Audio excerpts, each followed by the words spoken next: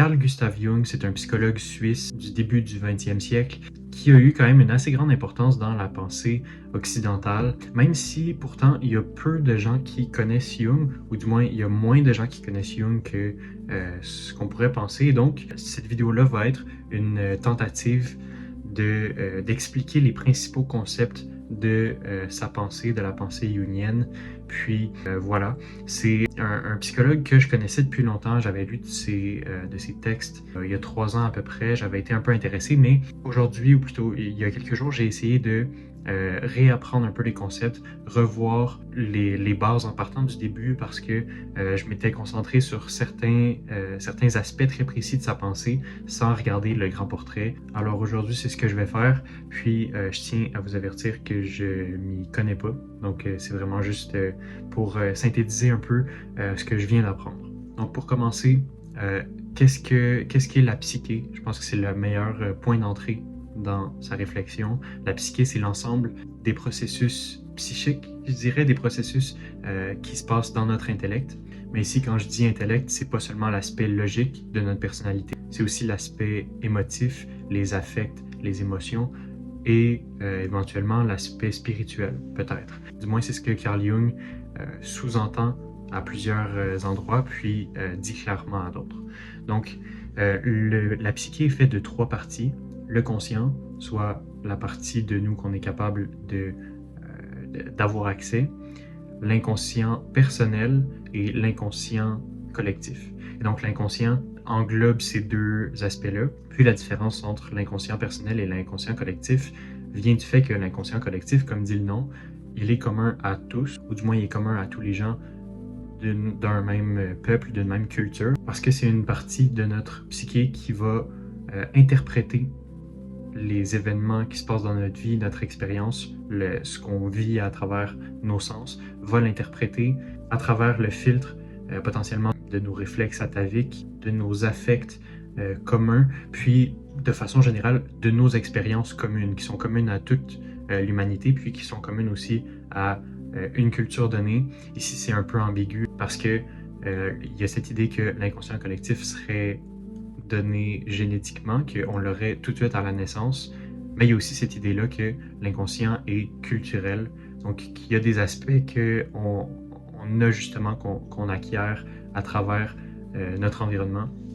Donc c'est un peu ambigu de ce côté-là, puis je suppose que Jung le précise, là, mais je ne me suis pas rendu plus loin dans la nuance de cet aspect-là. Et la 3e partie de notre psyché, c'est l'inconscient individuel. L'inconscient individuel, c'est un peu plus ce que Freud, par exemple, avait théorisé. Donc, ça va comprendre tous nos souvenirs refoulés, tous nos traumas, puis aussi ce qui a été oublié, consciemment oublié, mais qui demeure en nous, qui va encore affecter nos façons de penser. Et donc, toute l'idée de Jung, c'est que justement, notre psyché est séparée en ces 3 parties-là, ou 2 parties si on dit juste conscient et inconscient, et l'inconscient a un grand impact sur la façon dont on réagit, la façon dont on réfléchit. Un impact qui, avant lui, n'a pas vraiment été exploré à part par Freud quelques années auparavant. Mais même là, les conceptions de Freud sont à certains endroits très différents de ceux de Carl Jung.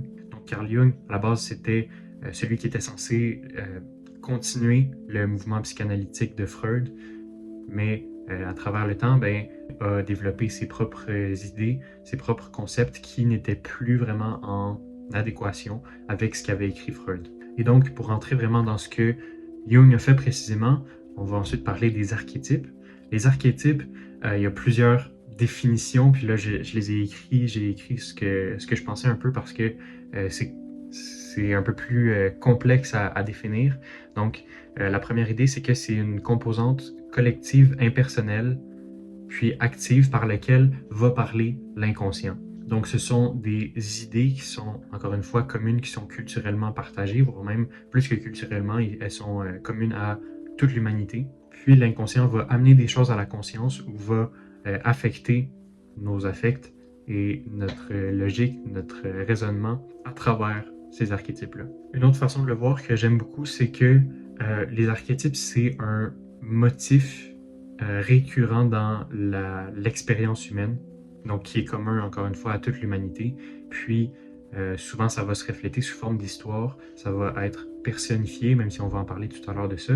Et c'est ce qui va venir créer des mythologies en quelque sorte, des histoires mythiques, des idées qui sont mythiques, c'est-à-dire qui sont réutilisées encore et encore culturellement. Puis à force de les employer, elles vont se façonner à l'expérience humaine dans sa globalité parce que la même histoire est contée à travers le temps, puis par plein de personnes différentes avec des expériences différentes. Et donc, le mythe va, à force d'être raconté, va converger vers cette expérience commune-là à l'humanité qui est, par définition, archétypale. Puis cette façon de voir, ça ramène aussi au principe des mèmes de Richard Dawkins. Je viens de le réaliser, là, mais les mèmes, c'est cette idée-là qu'il y a des idées qui vont survivre par rapport à d'autres et vont être sélectionnées un peu de la même façon que la sélection naturelle opère sur le vivant. Puis ça va venir créer une idée mythique qui va être à l'image d'un archétype tout droit sorti de notre inconscient.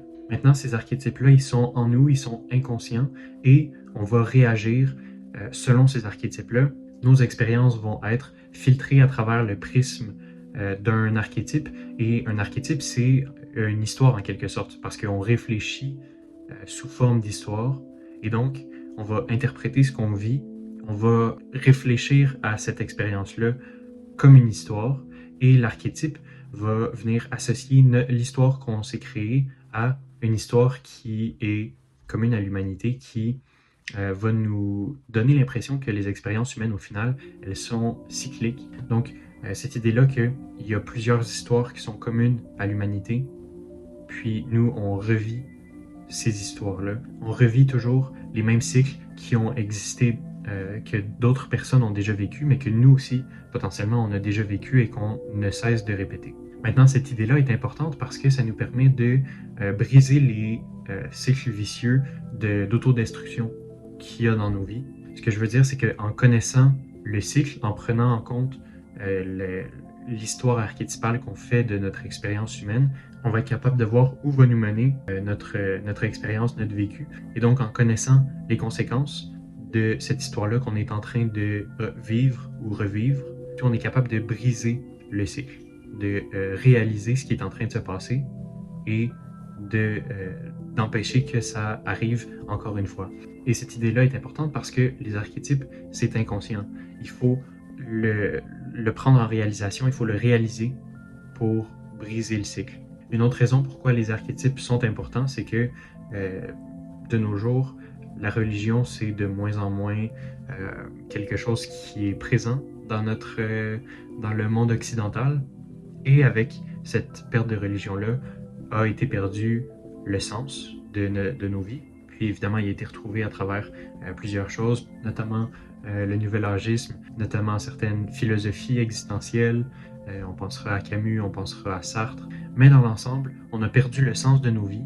Mais en réalisant que nos vies sont faites d'archétypes, on est capable de donner un sens à ce qu'on est en train de vivre.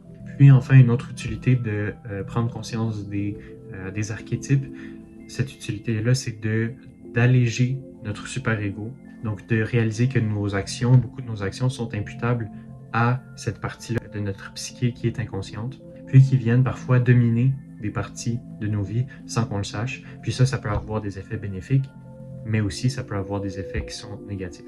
Maintenant, toutes ces réalisations-là, ce processus, ce mécanisme-là d'apporter l'inconscient à la conscience, Jung nomme ça le processus d'individuation. En fait, c'est l'élément central de sa philosophie, ou plutôt de ce qu'il a développé comme école de pensée. On va essayer d'éviter le mot philosophie ici, mais c'est vraiment central à ce qui réfléchit. C'est central parce que c'est utile d'amener des choses à la conscience. Comme je l'ai expliqué, j'ai donné 3 exemples pour pourquoi c'est utile de réaliser les archétypes. Il y a plusieurs autres éléments qui font que c'est utile. Je vais sans doute en nommer tout à l'heure. Maintenant, c'est peut-être pas encore clair de ce que c'est concrètement un archétype.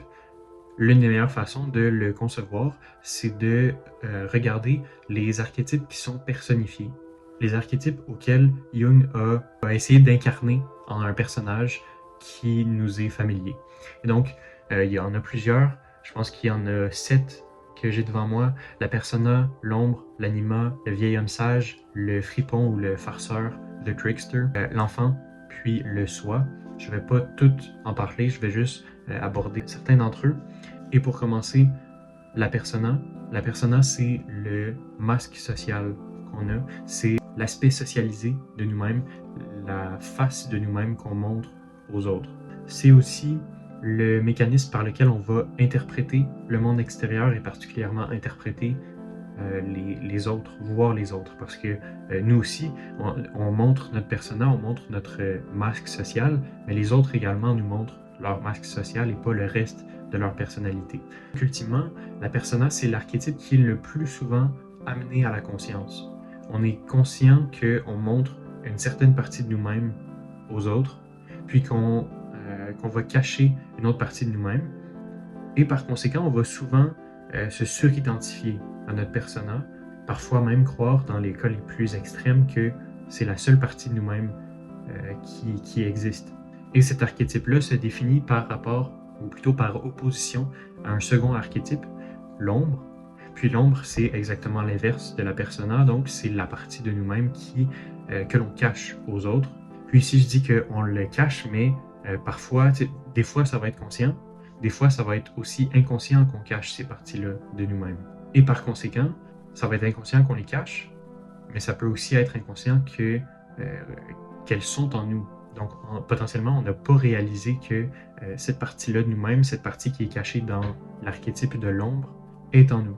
Donc voilà, c'est la partie souvent qu'on n'a pas réalisé qui est en nous. Puis aussi, ça peut être ce qu'on ne souhaite pas être, mais qui ultimement va être en nous inconsciemment. Et l'effet que ça a sur notre réaction face au monde est assez particulière, parce que souvent on va voir les défauts d'une autre personne et ils vont nous répugner particulièrement. Mais très souvent, ces défauts-là, ils sont en nous. Puis c'est précisément parce qu'ils sont en nous que on va les détester chez son prochain. L'inverse est aussi vrai. On peut admirer quelque chose chez l'autre, mais ça peut être cet aspect-là de l'autre personne peut être refoulé en nous et c'est précisément pourquoi on félicite cet attribut-là qu'a une autre personne. Un autre archétype important pour Jung, là on sort un petit peu de la dualité persona puis ombre, on regarde l'anima ou l'animus. L'anima ou l'animus, ça va dépendre de votre genre. Donc, si vous êtes un homme, ça va être l'anima, la partie féminine de vous-même. Et si vous êtes une femme, ça va être l'animus, la partie masculine de vous-même. Et très souvent, cet archétype-là, il peut se superposer à la persona et l'ombre, pas nécessairement, puis c'est assez variable. Mais donc, moi puis Jung, on est des hommes, donc j'ai compris ce concept-là à travers l'anima et c'est donc de l'anima dont je vais parler. Même s'il faut être conscient que les deux existent, l'anima et l'animus. Maintenant, c'est un concept qui est important parce que l'anima chez un homme, souvent ça va être sous-développé. C'est une partie de nous que notre persona va avoir tendance à ne pas montrer, même si, évidemment, ici, ça dépend des gens, là, c'est toujours variable ici. Chaque archétype va dépendre de la personne, va s'appliquer à une personne de façon individuelle. Et donc, lorsque l'anima va être sous-développé, la persona va avoir tendance à être surdéveloppée. Notre partie sociale va nous cacher cette partie-là de nous qui est féminine, l'anima. Et donc, d'une certaine façon, l'anima, ça va être une partie de l'archétype de l'ombre. Ça va être une partie qui est souvent non réalisée en nous. Puis, une manifestation intéressante de l'anima, c'est, encore une fois, c'est en projetant des attributs chez une autre personne qu'on est capable de réaliser que l'anima est en nous. L'un des meilleurs exemples, c'est que souvent on va chercher chez son partenaire ce que notre anima nous cache, ce que notre anima qui est inconsciente possède, ce qu'on possède déjà en nous, mais qu'on va venir chercher chez l'autre, comme si c'était la solution à cette partie-là inconsciente de nous, alors que la réelle solution, c'est pas de trouver l'anima chez l'autre, mais bien de prendre conscience de notre anima, d'amener ce qui se trouve dans l'archétype de l'anima à notre conscience. Et donc, souvent, chez une partenaire ou même chez un partenaire, on va chercher cette partie-là de nous qui est sous-développée, qui se retrouve dans l'anima. Et donc, il y en a 3 autres que j'aborderai pas, le vieil homme, le fripon, l'enfant. C'est d'autres archétypes qui peuvent dominer nos vies sans qu'on le sache. Et le dernier, c'est le soi. Puis là, le soi, je dois en parler parce que c'est un élément essentiel de l'individuation. Le soi, c'est l'archétype dans lequel notre psyché est entièrement potentialisée. Donc, tout ce qui était inconscient a été amené à la conscience. C'est l'archétype dans lequel tout le processus de l'individuation a été accompli, en quelque sorte.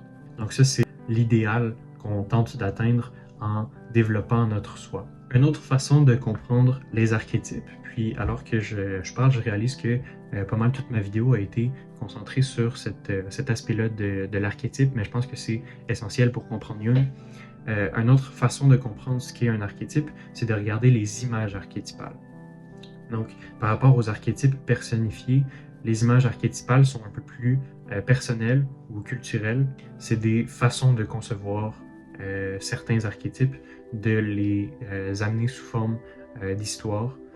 Puis ça, c'est ce qu'on va retrouver notamment dans les mythes, dans les histoires qui aujourd'hui animent la culture moderne. C'est les histoires, par exemple, qu'on va avoir tendance à réadapter, donc faire des réadaptations en film, des livres, en écrire des chansons, des poèmes, peu importe.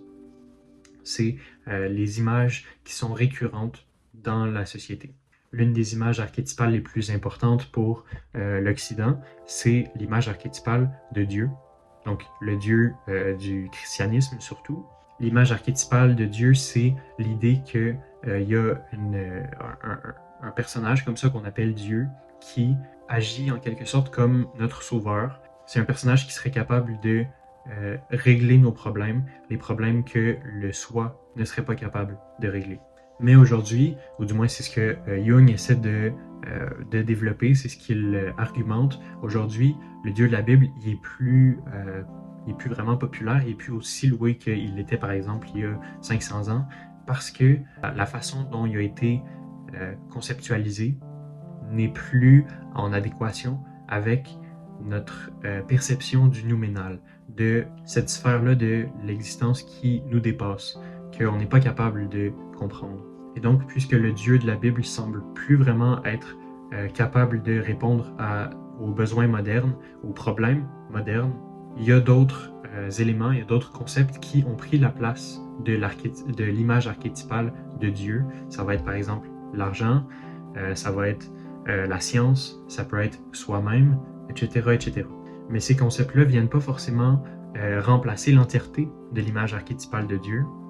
Souvent, cette image-là archétypale va être encore personnifiée par un autre personnage.